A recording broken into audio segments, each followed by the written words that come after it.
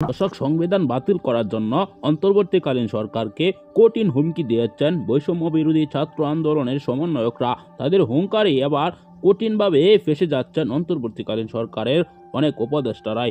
এবার স্বেচ্ছায় পদত্যাগের সিদ্ধান্ত নিচ্ছেন তারা। এই ভিডিওতে আমরা দেখব কি হতে যাচ্ছে। তাহলে সেনাপ্রধানও বলছে সংবিধান বাতিল করা যাবে না। তাহলে ডক্টর মোহাম্মদ ইউনূসকে কিভাবে বিপদে ফেলবে শিক্ষার্থীরা, আসুন এই ভিডিওতে দেখে আসি। না টেনে দেখতে থাকুন। তো কঠিনভাবে ফেঁসে যাচ্ছেন অন্তর্বর্তীকালীন সরকার। তারা যেভাবে দেশ চালাচ্ছে সেই দেশ চালানো হচ্ছে না।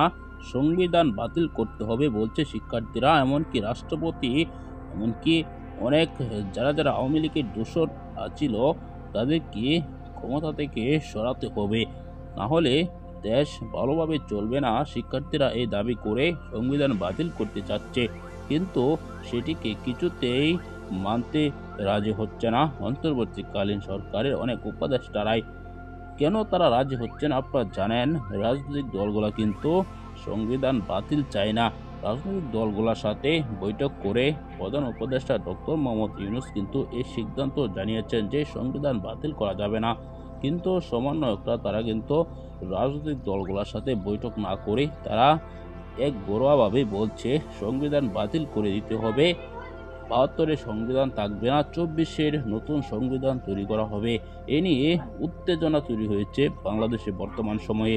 পরবর্তীতে কি হয় বলা যাচ্ছে না। ২৪ সাল শেষ হয়েছে, ২৫ সালের শুরুতে যে একটু অবস্থা সৃষ্টি হয়েছে, কি হবে অবশ্যই পরবর্তীতে আপনাদেরকে জানিয়ে দেব।